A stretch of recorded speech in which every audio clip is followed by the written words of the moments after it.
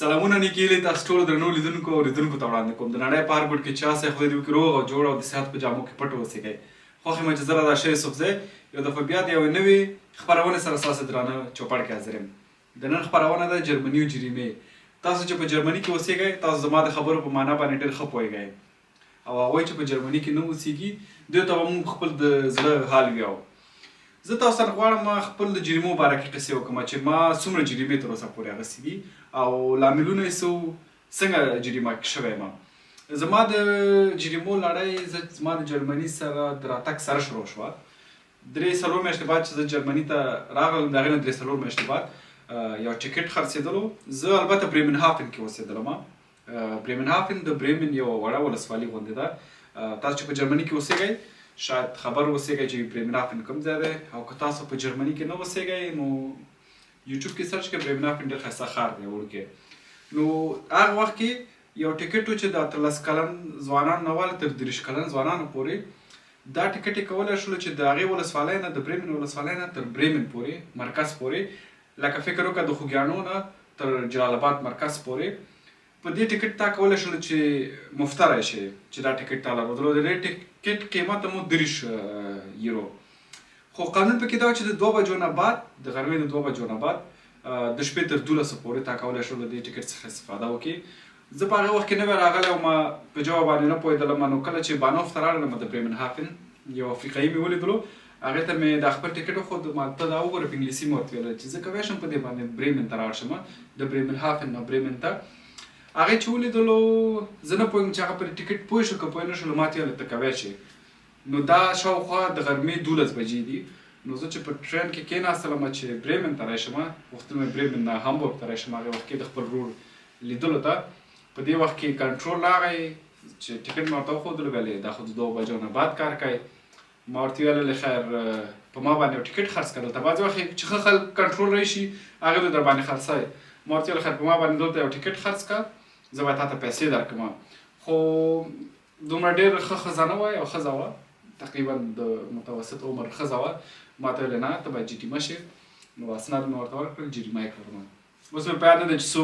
یورو جریمه شولم خو جریمه شولم. د هغې وخت نه زما د جریمو لړۍ را شروع شوله. بیا دا لړۍ چې کله مې موټر واخیستلو دا لړۍ لا پراخه شوله. زه فقط یو دفعه په ټرین کې جریمه شوی یم. هغه غلطي زما نه وه زه نوی وم نه پرې پوهېدلم. نور ورپسې چې زه څومره جریمه شوی یم د موټر په وجه باندې جریمه شوی یم. دا کوم کور کې چې زه اوسېږم اوس دا تاسو چې خپرونه م ترې جوړوم دا داسې ځای کې ده چې سنټرل سټیشن چې دی د ډیزي سنټرل سټیشن هم دلته دی او د ډیزي د خریدارۍ سنټر هم همدې ځای کې دی زما د کور لاندې. نو یو طرف ته چې دی د ټرینونو سټیشن دی او یو طرف ته چې دی د خریدارۍ سنټر دی. نو دلته د موټر پارکینګ ډېر په مشکله پیدا کېږي. نو ما یو ورځ موټر لاندې ودرولو او 2 ساعته وخت مې ورکړی هلته ایښی و 2 ساعته پورې کوی شي چې بغیر د پیسو نه یې ودرې. نو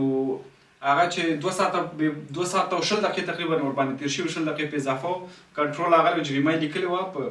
مخکې شیشې یې ماته ایښې وه. نو هغه چې زه لاندې ښکته شولم چې وخت یې چینج کړم وخت یې ډېر کړم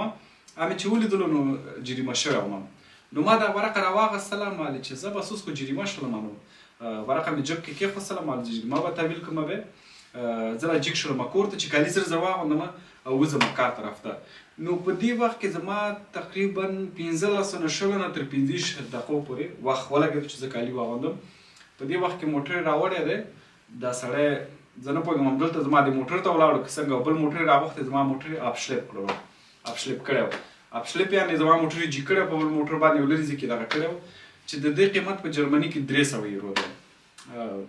تقریبا 2 میاشتې بعد 300 یورو بله جریمه راته راغله. خو زه خیر دا تېر شولو پیسې مې ورته ورکړلې. ورپسې بله جریمه چې وه زما په ایټالیې ته راغلم. ایټالیې کې مې جرمني اوټوبان فری دی یا موټروی فری ده خو ایټالیې کې چې هر ښار ته داخلېږي ته باید دغه ښار مالیه ورکړې. نو زه چې کله میلان ته داخلېدلم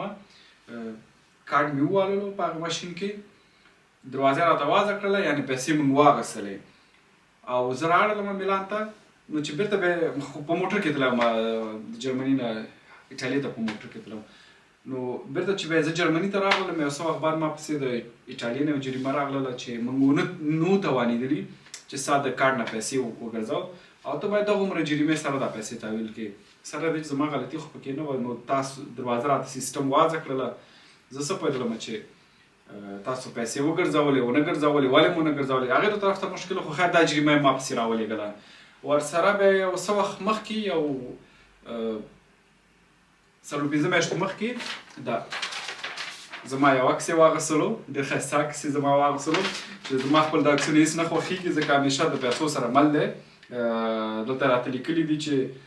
د شپې په 8 بجو 50 دقیقو باندې دا د 500 په ایریا کې چې کوم ځای کې 50 زون دی ستا سپیډ چې و 850 او په دې خاطر باندې زه جریمه شوی یم شاوخوا 10 یورو دا د 10 یورو دلته جریمه کړې یم دا بیا هغې نه بعد یو بلې جریمه وه چې د ایټالۍ نه بعد راغلم په جرمني کې بیا جریمه شولم بیا یو څه وخت بعد مې بیا موټر کور لاندې ودرولو دا دفعه چې دی نو دا دفعه فکر کوم زما غلطي وه ځکه چې دې شیلډ لګولی یا نښه لګولې وه چې سهار دلته موږ کار کوو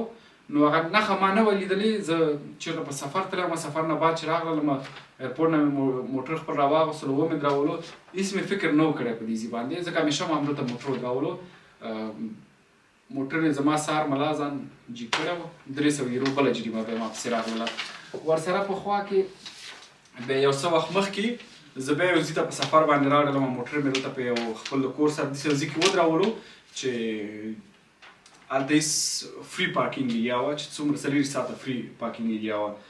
دې ما پسې یو جریمه رالیږلې ده چې تا موټر ودرولی و خو موږ هلته راغللو یو شیلډ هم لګولی دی او هغه شیلډ کې موږ لیکلي وو چې موږ دلته کار کوو او تا موټر خپل نه و لرې کړی نو په دې خاطر 15 یورو ته باید موږ د جریمه راکړې نو ما غوښتل چې دې ته زنګ ووهمه زما بیخي د یاده ووتلو چې دې ته زنګ ووهمه چې ما چې موټر ودرولو دلته هېڅ شی نه و نو دې کې زما غلطي څه ده زه تللی وم اولاب باندې او هالودی باندې هغه جریمه یې راپسې ډبله کړله په یو هفتې بعدې 53 یورو یې راپسې راولېږلې په زیړ کاغذ کې سره د اخطارنامې چې دغه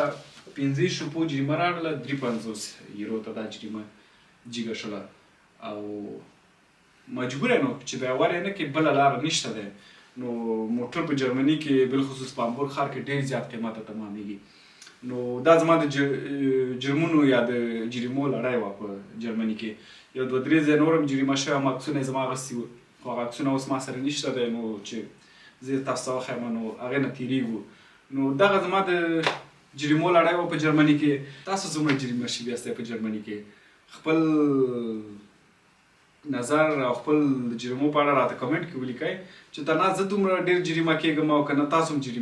جریمه شوي یاستئ بالخصوص د کال په آخر کې لکه په دغه میاشتو کې د کال آخر میاشت کې د دولت کوشش ډېر زیات هم دی چې کمرې ولګوي او د خلکو نه پیسې وباسي نو که موټر چلوئ کوشش وکړئ چې په احتیاط سره موټر وچلوئ سپیډ ډېر زیات جګ نه کوئ که بسونو ټرینونو کې ځای کوشش وکړئ چې 6 روپۍ 7 روپۍ ټکټ دی وایلی بیا د دې په ځای چې 15 روپۍ یا 18 روپۍ تحویلوئ نو په دې هیله چې نه آینده کې زه هم جریمه نه شم او تاسو هم جریمه نه شئ تر بلې دې خپرونې چې بیا ستاسو درانه چوپړ کې حاضرېږم تاسو ټول په لوی بخښونکي خدای سپارم هر چېرې چې یاستئ ښه او بریالي اوسېږئ د خدای په امان